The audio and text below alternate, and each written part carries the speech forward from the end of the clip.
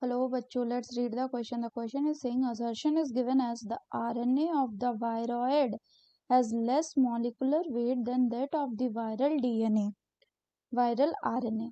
Reason is given as T.O. Diner discovered a new infectious agent that was smaller than virus, whose genetic material was a free RNA molecule. Option given है, पहला है both assertion and reason are true and reason is the correct explanation of the assertion. दूसरा है both assertion and reason are true but reason is not the correct explanation of the assertion.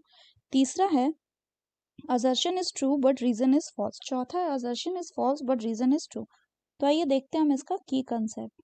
तो अगर हम बात करें बच्चों इसके की कंसेप्ट की, so the key concept will be viroid. तो अगर हम वायरॉइड की बात करें तो वायरॉइड को डिस्कवर किसने किया था? It was discovered by T O Diener in 1971. और ये कैसे थे? दे वर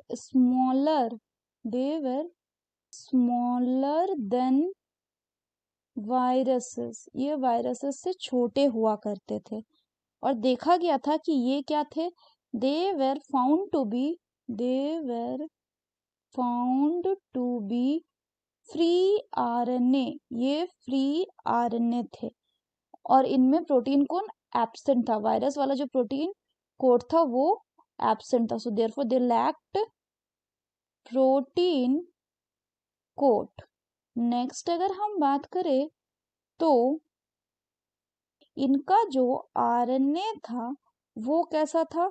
इनका आरएनए जो था वो लो मॉलिक्यूलर वेट का था, that is of low molecular weight. और इनका नाम वायरॉइड इस प्रोटीन कोड के एब्सेंस के कारण ही पड़ा.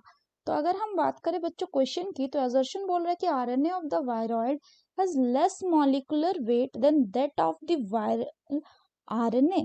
तो ये बिल्कुल सही स्टेटमेंट है कि आरएनए ऑफ द वायरॉइड जो होता है वो कैसा होता है? That was of low molecular weight. तो ये कैसा हो गया? This is correct.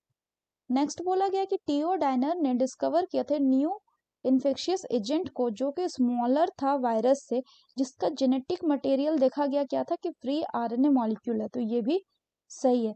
लेकिन क्या रीजन जो है वो असर्शन का करेक्ट एक्सप्लेनेशन है? तो ये उसका करेक्ट एक्सप्लेनेशन नहीं है. So the correct option will be option 2, that is if both assertion and reason are true but reason is not the correct explanation of the assertion.